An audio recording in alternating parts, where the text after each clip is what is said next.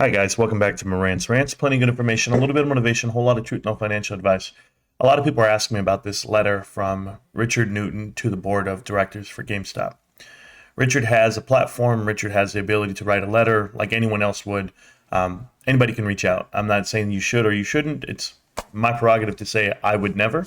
I wouldn't do that only because I respect the board enough to believe in them, right? And to invest my money with them. There's no pressure. I feel no restraint as far as, hey, I'm tired, I'm concerned about my investment. I'm none of that.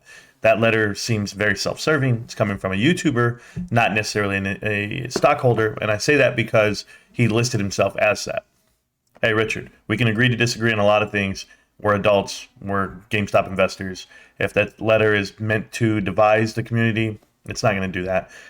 Send your letter, man, and I wish you the best of luck. The part that rubs me wrong is where you want to talk to the directors and then you start asking everyone for their information. How many shares do they own? And tell you how many shares and do it on some survey, some log or whatever. That's ridiculous. It's nobody's business. You're an individual shareholder. You don't speak for anyone other than yourself. I'm just letting you know that wholeheartedly because you definitely don't speak for me. But let's go ahead and go back to what you did say. You said that they need to address the short attacks on the stock and whatever it may be. No, they don't. Listen, for them to say nothing is the best thing to do. That means no litigation can come upon their feet because, hey, we're not going to address that issue. I would rather them not address that issue. To include them as in to say that they should hire Wes Christensen, that is ridiculous too. And I'll show you why, because this is really what you need to look at. Something like this. And shout out to the Common Sense Investor. I'm going to use your thing really quick. It's cool. It blows my mind. 4 shareholders coming together saying we don't need to wait for a CEO, wait for anybody.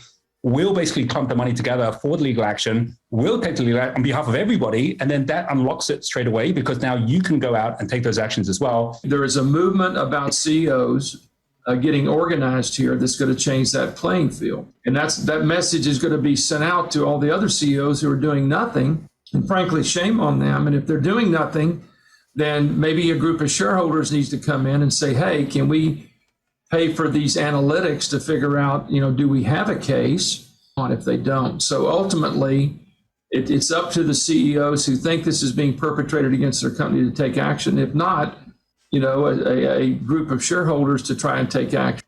If the company won't cooperate, then frankly, it's absurd. It's absolutely absurd. And I've run into that in many instances. It blows my mind. Yeah, it's absurd for a company not to react to the short attacks.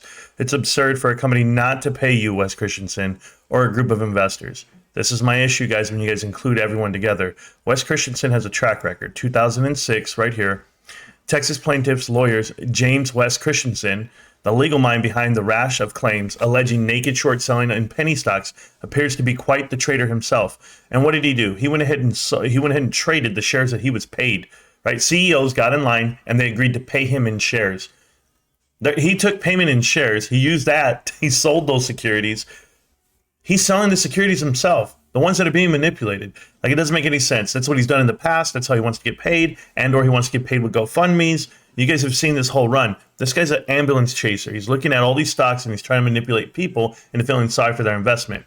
Richard, your letter, I know what it is, okay? You're putting it out there. You have all these great ideas and you want the board to act on them right away. There's no rush here on my end. I'm not going to call you out as to say you're wrong. I'm just going to say you have the ability to put out that letter. We can all agree. But there's no pressure on my side. Please don't include Wes Christensen on the letter. Please don't include a lot of things that you said. I don't use the words must. I don't use the words naive. I don't use any of these words that apply pressure on timelines because there's no disgruntled investors over here. Got all the time in the world to keep buying shares, and I hope they take forever with the transition because I'm not over leveraged. Are you? Peace.